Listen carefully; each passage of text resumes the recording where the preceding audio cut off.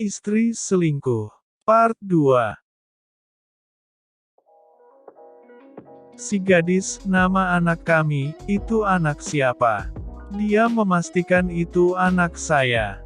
Berselang beberapa hari saya mengajukan pertanyaan lagi. Kenapa saat itu kamu tetap mempertahankan aku, tidak meninggalkan aku saja dan ikut dia? Itu akan lebih baik untuk sekarang. Dia mengaku bahwa saat itu dia merasa bahwa perbuatannya salah, dan sebenarnya masih mencintaiku. Dia berbuat begitu hanya karena kesepian, dan sebagai wanita normal dia butuh kehangatan dan kenikmatan biologis. Hingga akhirnya dia memutuskan menjauhinya dan memilih setia pada saya.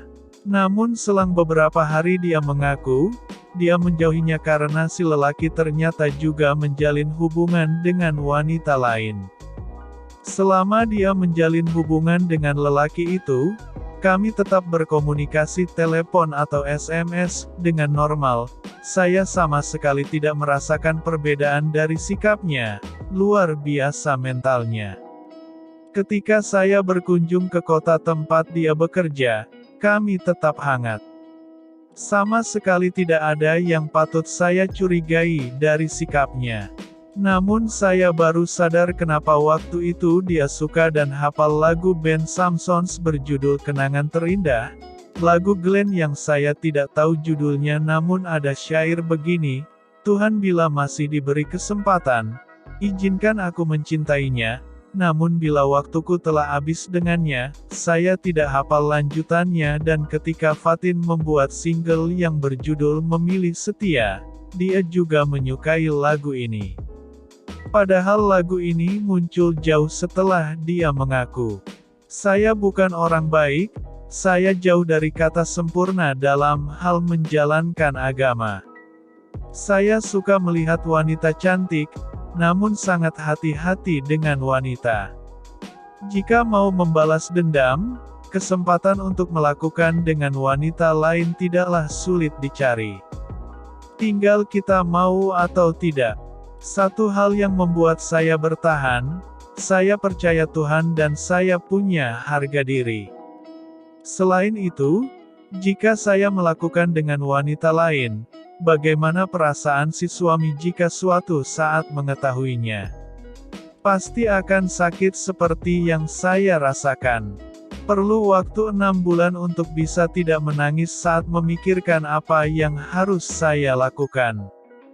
Beberapa pertimbangan yang membuat saya sulit untuk membuat keputusan. 1.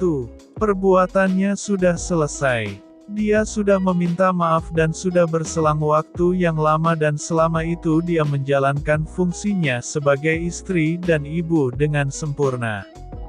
2. Kami mempunyai anak.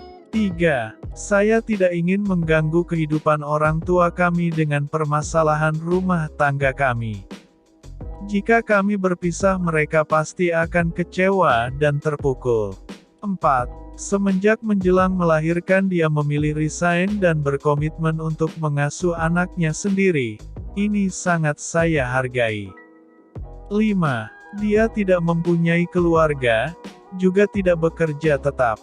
Jika saya menceraikan dia, kemana dia pergi? Jika saya yang pergi, meninggalkan rumah untuk dia tempati. Bagaimana dengan anak kami? Bagaimana hidupnya? 6. Saya membayangkan tidak sanggup memulai hubungan baru dengan wanita lain. Segalanya dimulai dari awal lagi. Belum tentu wanita baru nanti bisa memahami saya begitu juga sebaliknya. 7.